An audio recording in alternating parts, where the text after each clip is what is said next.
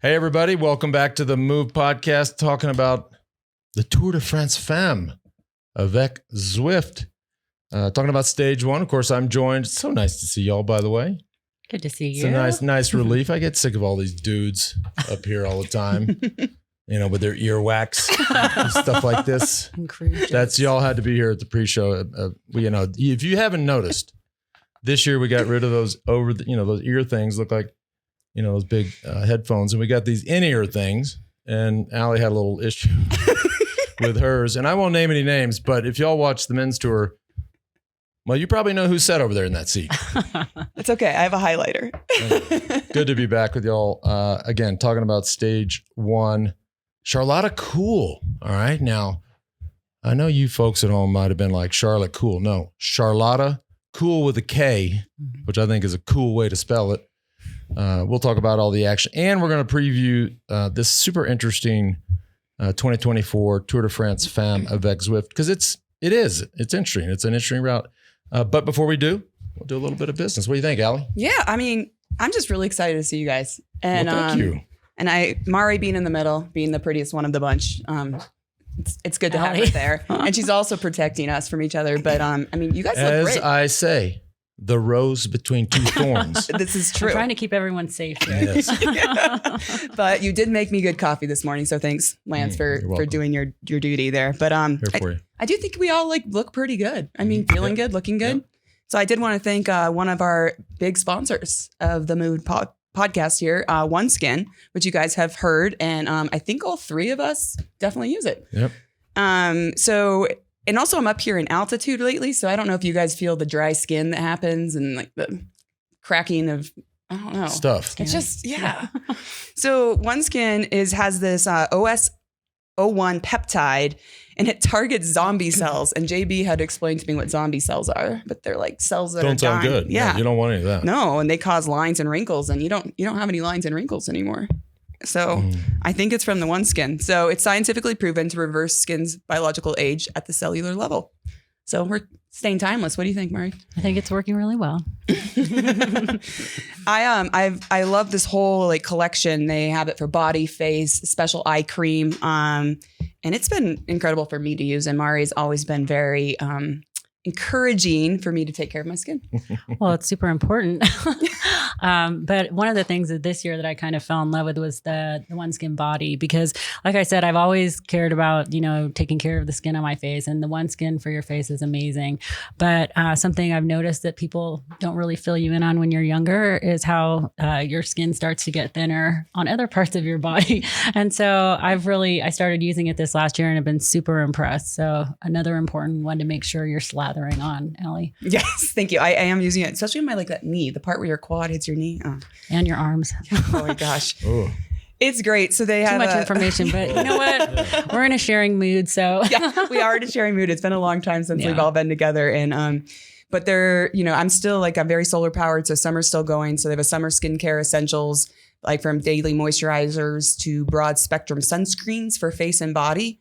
OneSkin is more than skincare. It's about skin longevity, targeting the root causes of aging to help you look and feel your best at every age. So members and people listening, get started today with 15% off using code FEMMES, FEMMES, at oneskin.co. That's 15% off.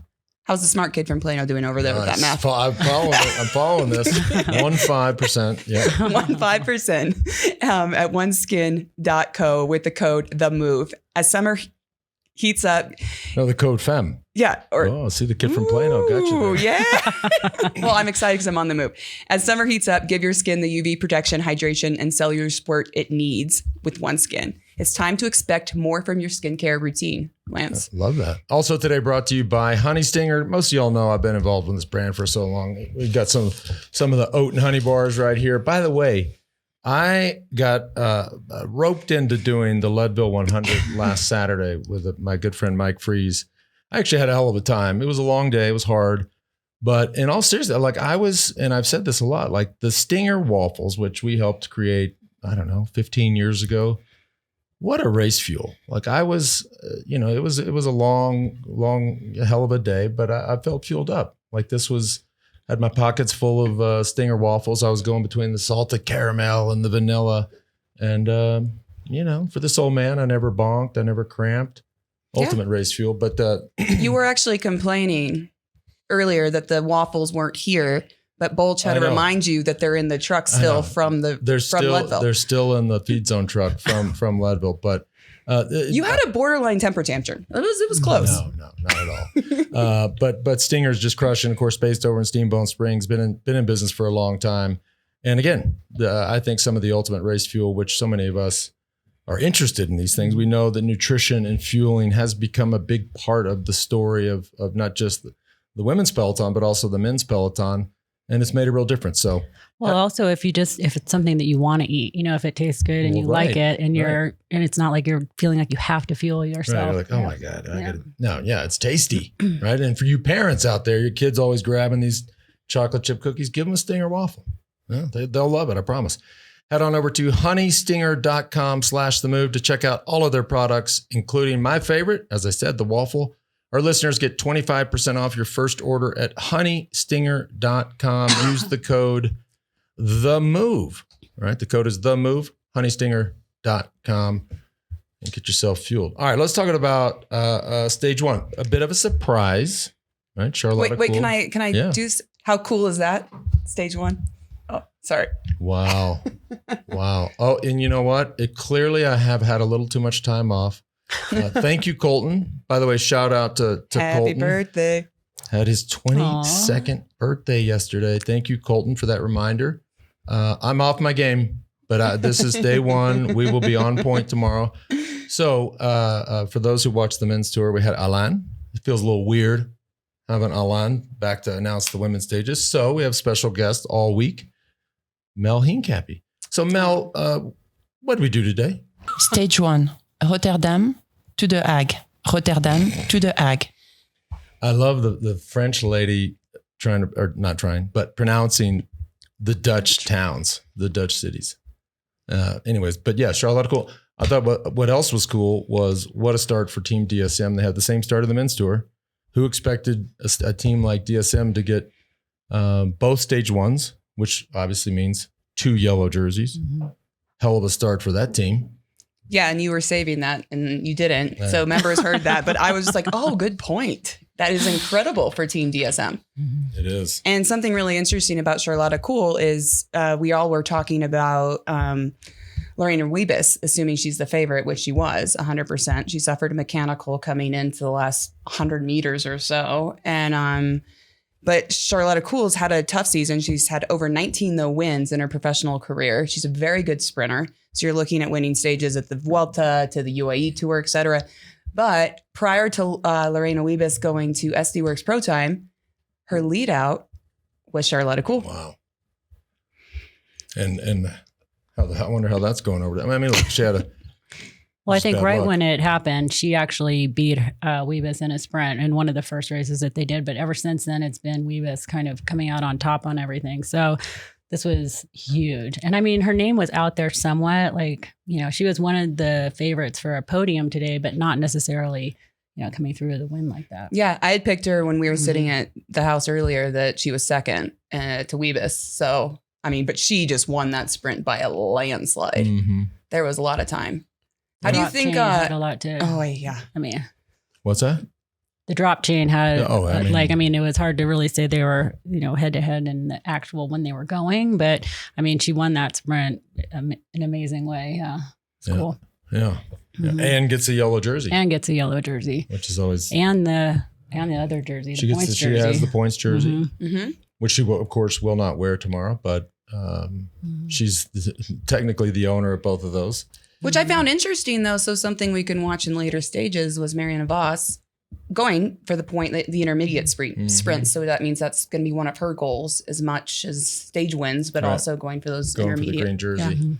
Intermediate points. Let's talk a little bit about this route. It's an interesting route. If you just look at the map, you've got basically half of this Tour de France Femmes avec Zwift is outside of France. Right, we always and I think I kind of like that. You see the crowds. I mean, anytime the men's tour, the women's tour is outside of France. The crowds are bigger. I mean, and you saw it in Holland today.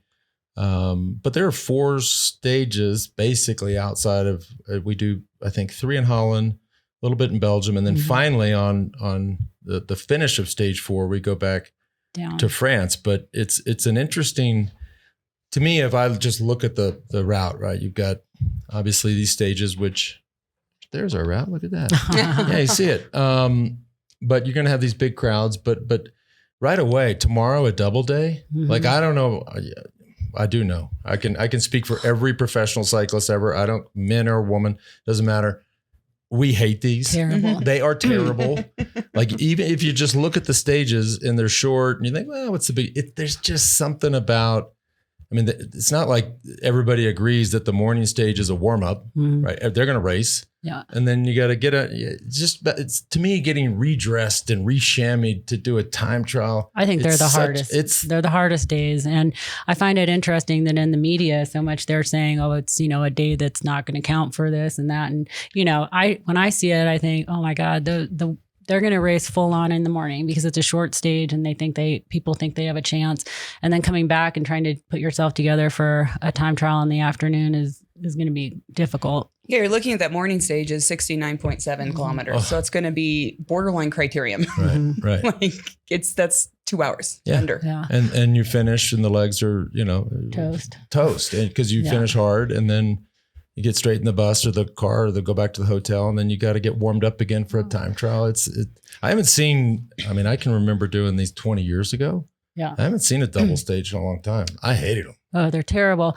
And I think, I think that Chloe is a big favorite in the time trial. And I do think that of any of the people who can probably come back for something in the afternoon, since they're used to doing so many efforts on the track like that, where they, shut it down and then come back again, I think that favors the track riders, especially good point. In such a short like prologue almost type time trial. Yeah. So stage 3, 6.3 kilometers, also pancake flat. There's some turns in there. I've done multiple times on 2 stages, like a lot of times at the Tour of Holland or Great Britain mainly. And I'm just going to say, as a time trialist myself, and Mari, you can disagree being a world champion time trialist yourself and silver medalist in the Olympics, but 6.3 kilometers is barely over the limit of a prologue. Right. It feels like a prologue. Yeah. Like that's not a time trial. Yeah. Bless your heart. For you folks who think in miles, what we're looking at just under. It's going to be an under 10-minute effort. Less than 4 miles. Yeah. It's under 10 minutes. That's not a time trial. And I think this holds true. I think it might change a little with the morning stage, but we used to always work off this idea that the shorter the time trial, the longer the warm up, the longer the time trial, the shorter the warm up. But they're still going to, they're going to be they're going to feel like they've been on the bikes all day tomorrow. Well, and the morning stage is definitely not going to feel like an opener for your afternoon session. So it's going to be interesting. But I do think that after watching Chloe's time on the track and in her team pursuit, she was so strong on those hard pulls that she was taking longer pulls and stuff. I think it's going to be an awesome race for her. Speaking of Chloe Dygert, we got quite a few Olympians and Olympic medalists in here. Were we trying to count them up? 4 or 5 that we could get to, but maybe missing a couple, but several of them American. And you were there. You were over. Yeah, it was so exciting to watch, actually. The success that our women had at the Olympics is the best we've ever done. So it was exciting to be there and see it all, starting with the time trial. Well, the time trial was kind of a mess with the crashes and such, but the weather was terrible. Kind of kept getting better and better from there, especially Kristen Faulkner's win in the road race. Boy. Yeah, so we're looking at... not like she beat any Panacookers either. She was... Yeah. That was some panache. And we saw her win, was it the stage of the Vuelta that she does the similar attack? Or is it the Giro? I think it was the Vuelta. And, but just goes and doesn't look back. She doesn't even celebrate. Just goes through that line. And I saw some meme that was like, if your job is to deliver mail, do you celebrate when?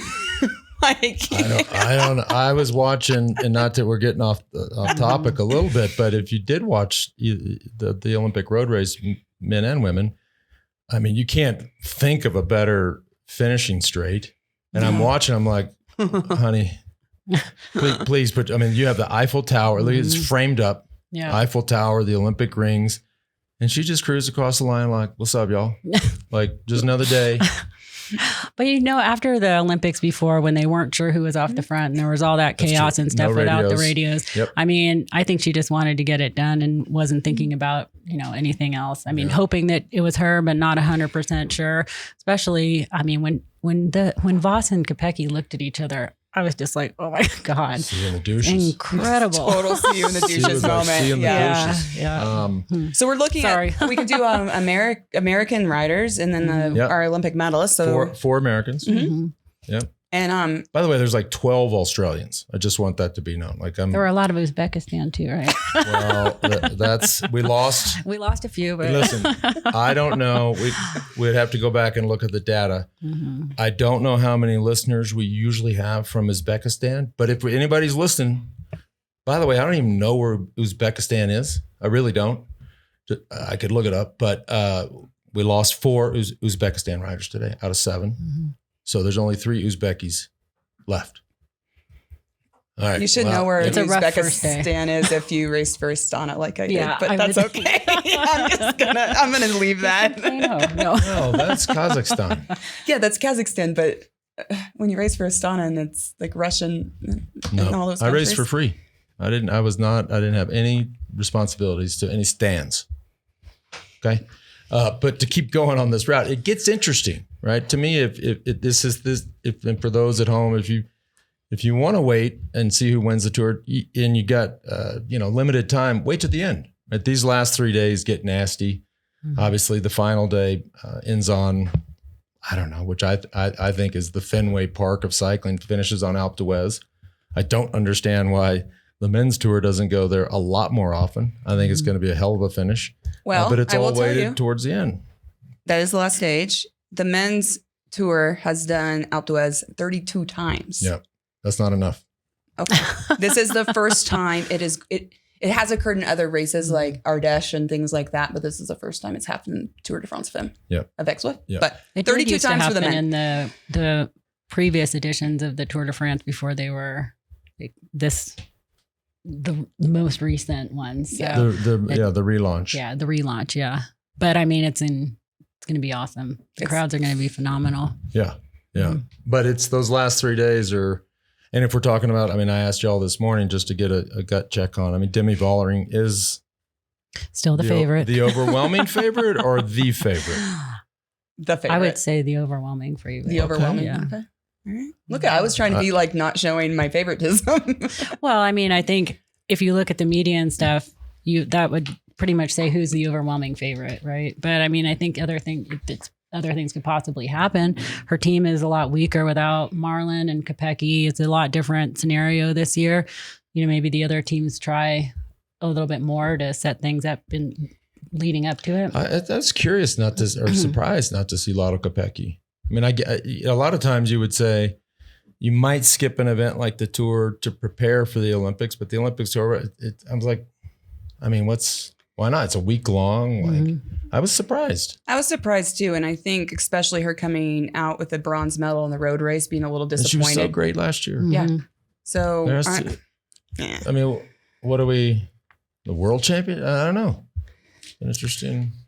Well, and then after the Olympics, I don't think she saw the results she was wanting. No. So I'm sure she's regretting not. She did not have the legs. Yeah. When Kristen Faulkner went, when she went across, you could tell she couldn't pull through. Yep. Yeah. That's surprising. She did do a huge match. She was the only person really to bridge after that crash that caused the selection when Chloe crashed. So she did do a huge match there. Yeah. But that is something that we can look at throughout the week is Demi Vollering, and her team is probably, I think on paper, not the best climbing team. Does she need the help? Probably not, but she is missing 2 of her biggest engines. And as far as climbers, there's not a ton because they're also looking for stages with a Wiggins. And then we'll talk quickly too, on team dynamics, we can look how that goes. But, she's rumored to sign with FDJ. Right. And for over €1 million, we've talked about it. Her. And she just signed a huge deal with Nike. Yep. So she's like awesome. oh my gosh. Yeah. It's so cool. But is maybe that's why Kopecky isn't there.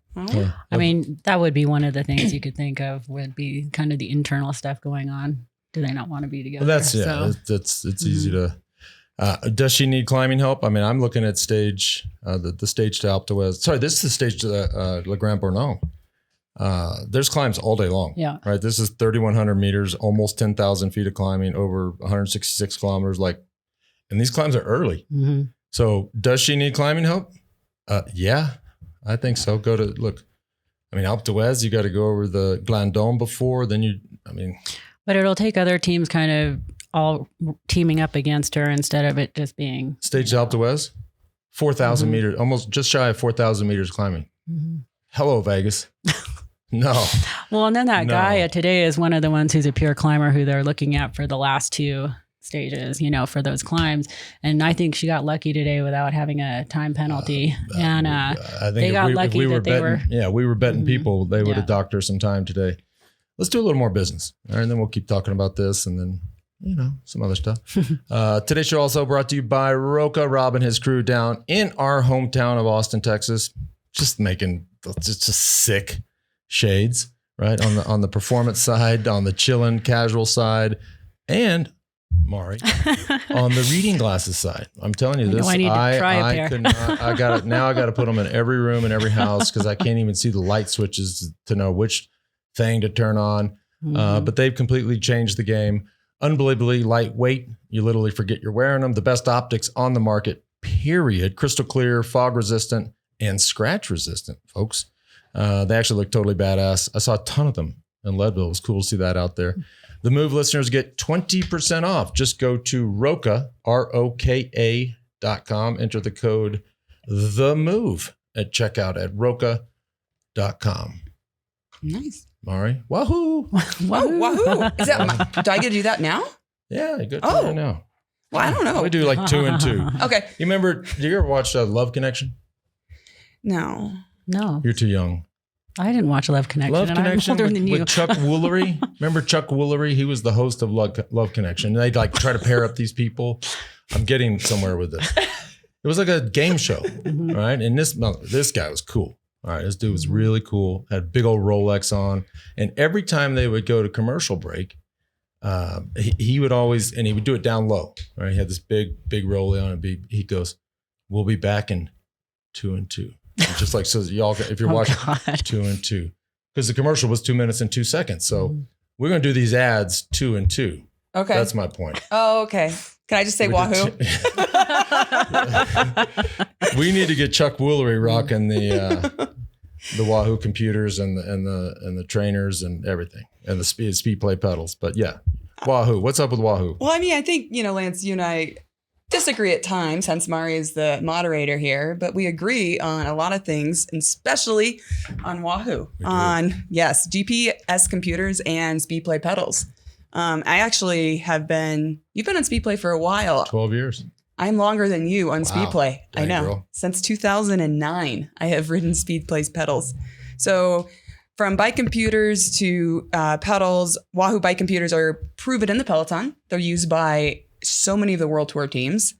I just saw some nice gold hardware coming on the Wahoos from people winning medals and such. So there's features like the Summit feature, which you were talking about. You were using that at Leadville, where you could see what climbs are coming up and what's going on there. And also I have this new controls on my SRAM Group Pro, and I can change my music with controls through the Wahoo computer. Can I ask a serious question, a race related question? Yeah. Do these teams preload the routes for the teams now? They do. Yeah. So they're not just hitting start and stop, right? This is, they don't need they don't need a turn by turn instruction, but they have the routes preloaded. 100%. And I talked to some of the women at EF, and they were talking that it's just been a game changer because I didn't have that opportunity, when I was racing to have it. Right. And, if you don't know a descent or a climb, and you can do as much recon or look up at Google Earth. Right. But these girls are saying it's helping even in the sprints because you can see when that turn is coming up, when you need to gain position. And so also we're looking at aerodynamics is playing a huge part in the Peloton. So you can really go faster with those Speedplay pedals.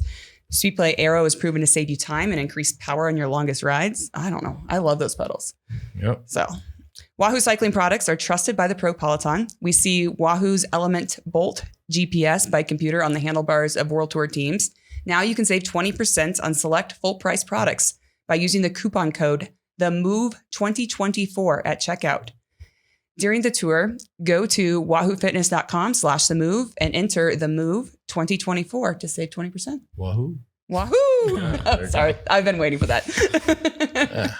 I know. All right. Anything else stand out? I'm just scanning the news here. I'm still surprised that guy Riolini. I mean, this is the thing with cycling. You just never know who the commissars rotate. You never know how they judge things. They were speculating on TV. Wow, she spent a lot of time behind the cars. By the way, in the old days, that was allowed. You just sat behind the cars and just bring me back up there. They've really cracked down on it. There's still nothing online. It sounds like it's just it's a financial or just a fine.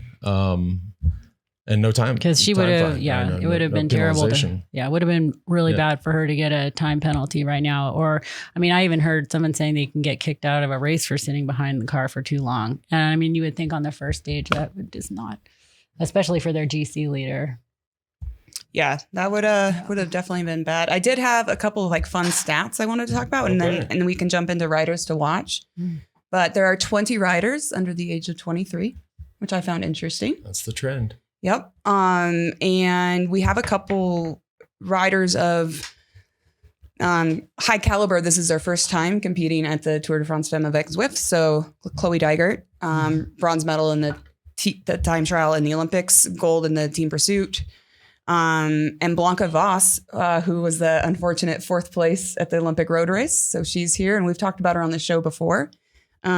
She also raced the mountain bike race at the Olympics and got 10th. Puck Peterson, who's our cyclocross rider. She races for Alpecin Phoenix, and she got 4th in the mountain bike race. And so this is her first stage race she's ever done. She is so good. She's a world champion, cyclocross. She's incredible.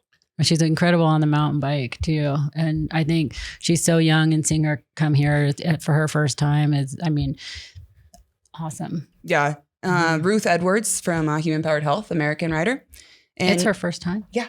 Wow. I know. And Neve Bradbury, and she's on Canyon SRAM, and she was 3rd in the Giro this year, and she actually dropped Damie up the blockhouse, so she won that big climb. Yeah, so I know. So those are some kind of fun, cool facts. I did want to, before we shut down on stage 1, give a shout out to this Christina Tonetti, the woman that won the Queen of the Mountains jersey. I know it's your favorite jersey.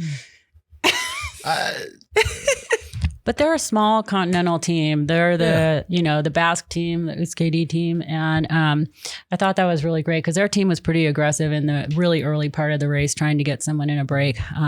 So that was fun to watch. And their manager actually was one of my teammates long time ago, Joanna Somariba. And I actually think she's one of the smartest minds out there, world champion, won the Tour 3 times back when it was the previous rendition of the Tour. And so I thought that was really exciting to see that she's back involved again. In fact, I was asking Johan this morning, how long has she been managing? Because I had no idea that she was back involved. But this team, I think it's going to keep getting bigger. I love how everybody just calls Johan. Any questions? You got to call who knows what's going on. This could be the junior under 12 category in Croatia. Let's just call Johan. He probably knows these kids. Speaking of first timers, she's not in the race this year, but we're talking about the Olympics, talking about mountain bike. Okay, that's annoying, that ESPN alert. Pauline Ferrand-Prévot, who destroyed the mountain bike, who has now stated that her number 1 goal next year is to come to the Tour and win, which I don't know, but that's has me curious, interested. I've raced against Pauline for many years, and she is tenacious, and she knows how to prepare. Also, I'm a huge fan, so you're going to see the girl crushes. It's going to be a little mixed next year, So you're going to have to wait. Y'all are going to have to wait a year. She's also French, and I think that having this tour start again was a big piece of that because, to try and win this in your home country. If you guys could have been at the Olympic mountain bike race, I was out there in the masses, and it went crazy for her. I mean, it was insane. I hadn't seen anything like it. The whole place was just full, and just all the people singing and going crazy, and it was amazing. Yeah. Yeah, and at one point she was world champion in the road race. Yeah. cyclocross Yeah. and mountain bike. This woman is incredibly talented, gorgeous inside and out. But I'm Anna excited. Van Bregen is coming back too. Ooh, yeah. Right? So she I mean, is. that's another big name coming back next year. That's going to be that I wasn't expecting to hear. You know, This is also a tour preview for 2025. Feels like this is good. see what you missed out on yesterday. There's a lot going on.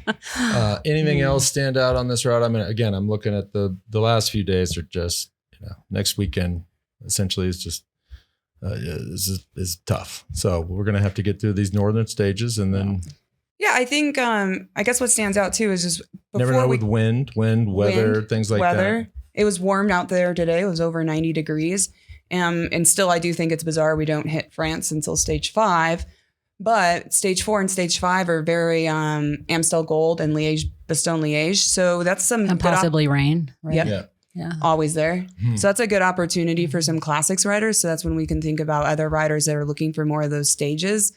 But also if you're a GC rider, not to make a mistake and how hard those stages can be and those roads out there before we hit the big thing. So when we're looking at riders, we have our boss, Trek Segafredo was missing her Lamborghini. So Elisa Longo Borghini's not in the race. And then I had one gem I found from our girl, Cecile Ludwig. Yeah, from a couple of years ago. I saw that. She has this. She's in the race. She's in the race. She's not had the best year, but she says, I want to be the bubbly attacker dropping bombs. Oh my God. I love that. Yeah. No, that's does tomorrow's is tomorrow's time trial we talked about is short, right? 4 miles, 6 point something kilometers. Is that even, I mean, Demi Vollering has to be thinking steal a little time, right? 10 seconds, 15 seconds, 20 seconds. Yeah. Over her GC contenders, Yeah, I that's think. what I mean. Yeah. Like, if her team might be a little compromised on the climbs, I mean, this is, look, it's a race, right? And the time counts. And look at the route. I mean, it's a very technical route. Yeah. In her home country. So she's, roads look to be dry. We should say that. I mean, that's important when it's that technical. Yeah. But they should be dry. I'm curious if she'll, I mean, I think if, I think she has to. Yeah, she has to go for it. So it'll be a good race. And I mean, I think that, like you were saying earlier, the fact that they have the race in the morning is going to be difficult to manage for the people who are going for the time in the afternoon. Yeah, I never liked those. You try to take a nap, then have another shot of espresso, and like have breakfast and try to fake it. I don't know. But we did notice some really pretty views when we're in the Netherlands today. Lots of flowers. Lots of flowers. And so another fun fact that was going through Demi Vollering's hometown where she used to work in those greenhouses. And her she's a flower student, so she has education in flower design. So where do you find this stuff? Like that on their Wikipedia? I mean, that's seriously like that. I might WhatsApp her. Ooh, name drop. Everybody that sits in that left seat is just a name dropper, connected person. But you, though, I haven't seen you so impressed about the flowers. You were liking you gave it something a 10 out of 10, the helicopter art. Yeah. Oh, the one thing. Yeah. Well, the Dutch love their cycling. That's for sure. And then, as we're speaking too, I don't know who to give this to, Lance. Be careful. Charlotta Cool. So Mari and I have a new boomstick. Yeah. We have a new boomstick. Yep. Yes. Thanks to Sean. Oh my goodness. It's carbon, so I think it's actually a lot better than your boomstick. Like it would hurt less. She'll make it hurt. Yeah. So beware. But thanks to Sean for making this mainly for Mari, but I'm taking ownership. And so who are you giving it to? Well, isn't that cool? Yeah. Let's do it. Charlotte. Yeah. Charlotta Cool with the boomstick. She just waxed that sprint, kept her head up, stayed positive. In rough year, but 19th win. Poof. She said 20th she said in the post-race interview, the best day of her life, which, it